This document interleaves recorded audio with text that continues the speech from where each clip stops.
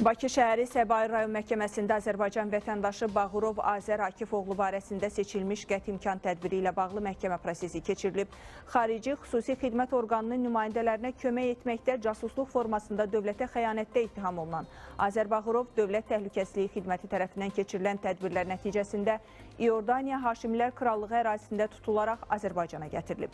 İş materiallarından məlum olur ki, xarici ölkənin xüsusi xidmət orqanı 3-cü ölkələrdə hazırladığı təxribat hadisələrində iştirakını biruzə verməmək üçün Azərbaycan vətəndaşı kimi Azər Bağırovu cəlb edib.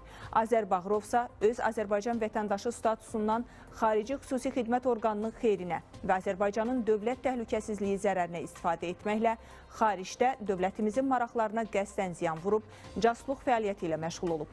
Məhkəmə adı çəkilən şəxs barəsində Cinayət Məcəlləsinin 274-cü maddəsi ilə həbs qəti imkan tədbiri seçib.